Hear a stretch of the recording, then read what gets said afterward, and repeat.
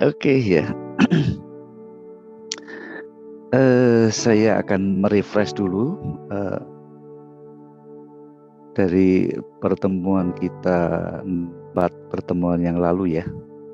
Pertemuan pertama membahas tentang bahwa segala sesuatu diciptakan oleh Dia dan untuk Dia. Artinya kita ini memang kalau kita mencari jati diri kita, bukan fokusnya pada diri kita, tetapi kita harus fokus kepada Tuhan ya. Mencari jati diri kita itu ya kita harus mencarinya di dalam Tuhan karena Dia yang menciptakan kita. Itu fokusnya pertemuan yang pertama. Pertemuan yang kedua, bahwa kita manusia itu diciptakan Tuhan sesuai dengan gambar loh, bukan karena kebetulan. Tuhan menciptakan kita itu fokus secara artinya Dia mencurahkan segala pikiran dan perasaan Yesus itu menciptakan kita, sehingga jangan sampai kita ngomong bahwa kita diciptakan kebetulan terjadi. Dia mempunyai rencana yang luar biasa atas hidup kita, karena kita diciptakan Tuhan itu unik adanya. Jadi jadilah diri kita sendiri. Kita harus bisa memuliakan Tuhan dalam setiap kehidupan kita. Dan kemudian pada pertemuan yang ketiga, yang minggu kemarin, hari Kamis ya, Kamis kemarin, hidup manusia itu berdasarkan tujuan. Nah, artinya ada beberapa kemarin diceritakan bahwa ketika tujuan banyak orang mempunyai tujuan yang contoh ya, kemarahan misalnya. Kalau kemarahan itu menjadi tujuan kita, hati-hati. Kenapa? Kalau kita melihat cerita hidup dari Hitler, dia tujuan hidupnya dipenuhi dengan kemarahan. Akhirnya apa? Akhirnya dia melakukan hal-hal yang luar biasa, tetapi arahnya nggak sesuai dengan tujuan Tuhan. Dia melakukan hal-hal yang jadi merusak segalanya. Nah, pada hari ini kita sama-sama akan belajar bahwa Tuhan menciptakan kita itu untuk kekekalan. Nah, kalau kita melihat di dalam Kejadian, ketika kita dijadikan, Kejadian 1, Kejadian 1 pada ayat yang ke-26,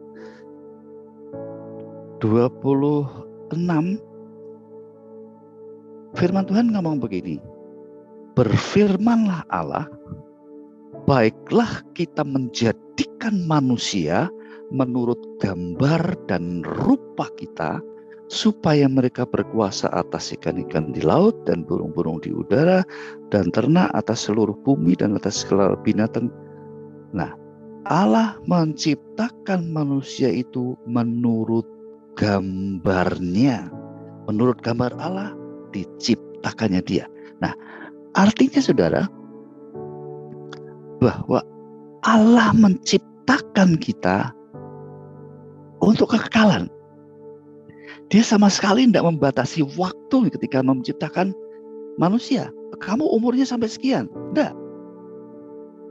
Karena Allah itu adalah kekal, Dia menciptakan kita dalam kekekalan. Makanya manusia walaupun sekarang kejatuhan manusia dalam dosa itu yang membatasi kita.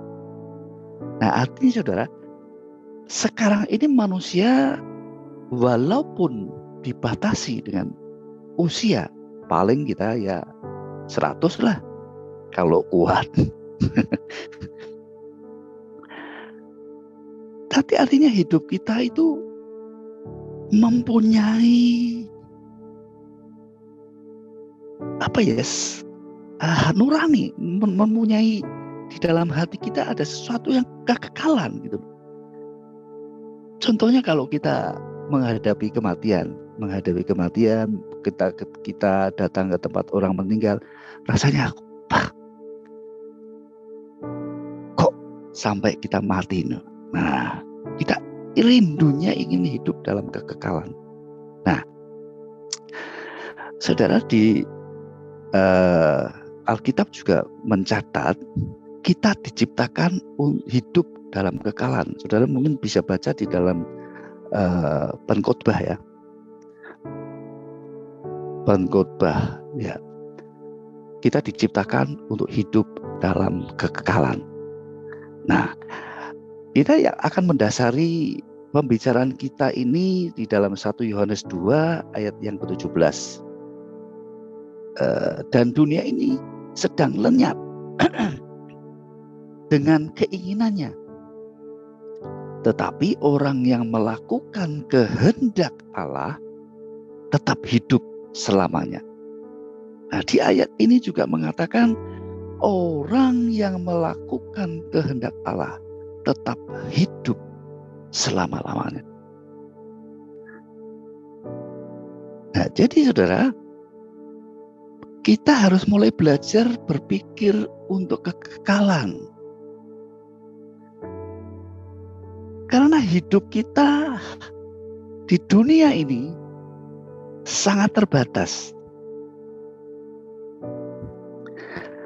Kalau sekarang kita tahu bahwa kita diciptakan untuk kekekalan, sekarang kita harus mulai berpikir bagaimana hidup kita di dunia ini untuk memanfaatkan hidup kita yang pendek ini,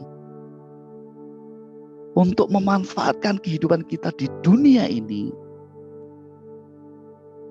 supaya kita mendapatkan kehidupan di kekekalan nanti. Itu sangat penting sekali dalam kehidupan kita. Sangat penting. Ya, sangat penting sekali. Jadi kita harus men-challenge diri kita sendiri untuk bisa hidup menurut segala kehendak Allah, supaya goal kita, tujuan kita itu tercapai, hidup di dalam kekekalan bersama dengan Allah. Karena kehidupan di dunia ini akan sangat mempengaruhi, ya. Kehidupan kita di dunia ini sangat mempengaruhi kehidupan kita selanjutnya di kekekalan. Ya. Nah, kita memang kalau kita melihat contoh dari seorang Rasul Paulus di dalam Filipi 3 ayat yang ke-7, tetapi apa yang dahulu merupakan keuntungan bagiku, sekarang kuanggap rugi karena Kristus. Nah, saudara, ketika Paulus mengalami perjumpaan dengan Tuhannya, dia mengerti kehendak Tuhannya, dia tahu tujuannya dalam kehidupan ini. Semua pencapaian, semua apa yang dia raih waktu itu, padahal secara manusia Paulus sudah meraih segala-galanya. Ya, dia sudah meraih kekuasaannya luar biasa. Dia sudah meraih kedudukannya yang luar biasa. Apa yang belum diraih oleh Rasul Paulus? Semuanya sudah Paulus raih, sudah Paulus dapatkan. Tetapi ketika dia mengetahui, mengenal, dan dia merasakan Tuhan begitu luar biasa dalam hidupnya, dia tahu hidupnya untuk kekekalan, dia menganggap semuanya itu sampah dan membuangnya dan mulai membangun kehidupan yang baru bersama dengan Tuhan. Itu yang Rasul Paulus lakukan dalam kehidupan kita, dalam kehidupannya. Jadi saudara, karena kehidupan ini singkat saja, sangat mempengaruhi kehidupan kita di kekalan. Apa yang harus kita lakukan? Apa yang harus kita kerjakan di dunia ini? Itu akan sangat menentukan kehidupan kita di kekalan. Jadi saudara,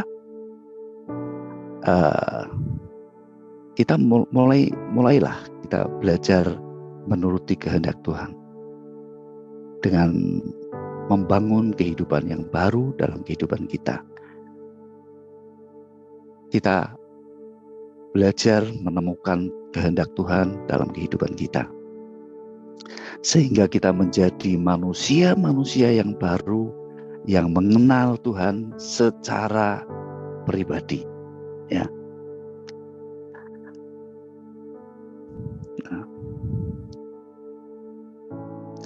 Jadi kita perlu mungkin akan bertanya dalam kehidupan, apakah yang harus kita lakukan dalam kehidupan ini?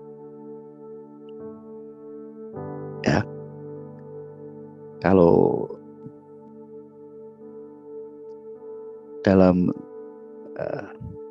pengalaman saya gini saudara, karena di dalam kehidupan ini kita banyak mengalami hal-hal yang buruk, banyak mengalami persoalan-persoalan dalam hidup kita, ya, yang mungkin saja akan membuat kita menjadi berpikir secara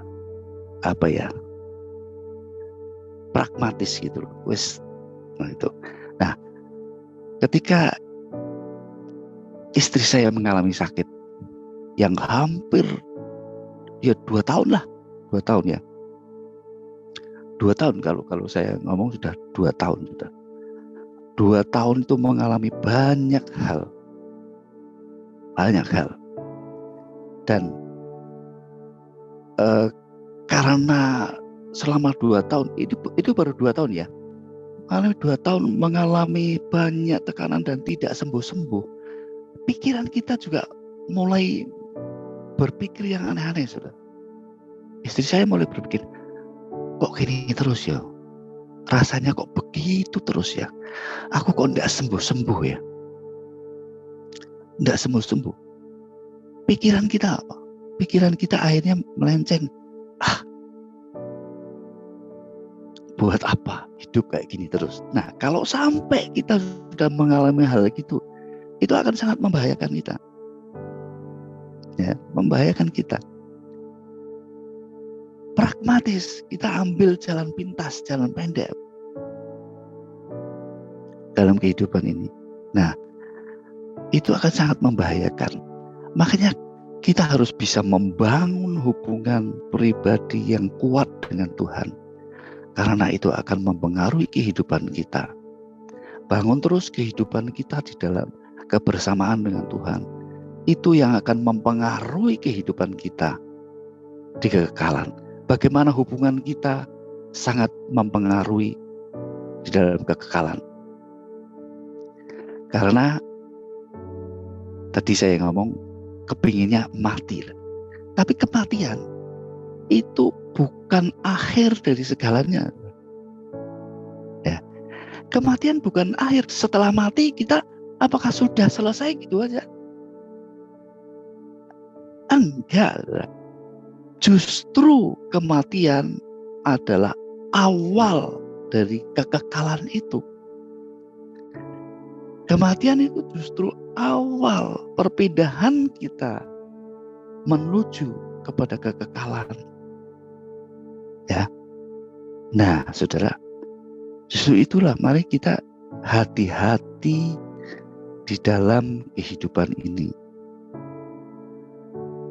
Karena apa? Karena ada akibat dari apa yang kita lakukan di dunia ini untuk kekekalan nanti. Setiap tindakan kita di dunia ini, setiap perbuatan kita di dunia ini ada side effect di kekekalan nanti. Jadi hati-hati bagaimana kita membangun kehidupan kita, bagaimana kita menjalani kehidupan ini. Itu sangat menentukan sekali di kekekalan. Nah, bagaimana kita melakukan itu semua? Kita harus belajar memanfaatkan kehidupan ini sebaik mungkin. Kalau kita selama ini mungkin tidak sungguh-sungguh di dalam Tuhan, ayo sekarang kita mulai bangun hubungan yang sungguh-sungguh dengan Tuhan. Mulai belajar membaca Alkitab, mulai belajar hubungan intim dengan Tuhan. Karena itu mempengaruhi kehidupan kita mendatang. Kita harus punya nilai-nilai dalam kehidupan ini. Nah, terutama saudara ketika kita yang sudah mempunyai keluarga, ayo bangun anak-anak untuk mengerti hal ini, untuk mempunyai nilai-nilai kehidupan, untuk mengerti tentang kehidupan ini. Jadi kita menjalani kehidupan ini tidak sekedar, tidak asal-asalan, tidak hanya wis pokoknya jalan. Tidak, karena ada kehidupan kekekalan yang menanti kita. Dan itu sangat ditentukan bagaimana hidup kita di dunia ini. Ya, bagaimana kehidupan kita di dunia ini? Karena kehidupan ini bukan hanya di dunia ini saja, tapi di kehidupan kekekalan itu ada kehidupan untuk kita semua. Nah, saudara, tapi memang Alkitab tidak menjelaskan secara terperinci bagaimana kehidupan di kekekalan itu. Tetapi yang jelas di 1 Korintus 2 ayat 9 itu mengatakan bahwa apa yang tidak pernah dilihat, apa yang tidak pernah didengar, apa yang tidak pernah timbul di dalam hati kita, itu yang Tuhan sediakan bagi kita. Nah, apa itu? Mari kita pikirkan itu semua, bahwa sesuatu yang wow, sesuatu yang luar biasa, sesuatu yang di luar nalar kita, di luar keinginan hati kita, itu semua yang disediakan Tuhan di kekekalan. Di dalam Matius 20, Matius juga mengatakan ini, hai kamu yang diberkati oleh Bapakku, terimalah kerajaan yang telah disediakan bagimu sejak dunia dijadikan. Artinya Tuhan sudah menyediakan tempat bagi kita, Tuhan sudah menyediakan rumah bagi kita untuk di kekekalan nanti. Jadi mari hidup kita isi dengan segala hal, semua hal yang baik, semua hal yang untuk kita mempersiapkan menuju kepada kekekalan itu. Sebab memang tempat kita bukan di dalam dunia ini. Tempat kita adalah di kekekalan bersama dengan Tuhan. Nah, untuk itu saudara, kita harus belajar untuk bisa membangun kehidupan ini, membangun pribadi kita untuk dekat dengan Tuhan. Bagaimana kita membangunnya? Ayo bersama-sama kita mulai belajar mengerti kehendak Tuhan.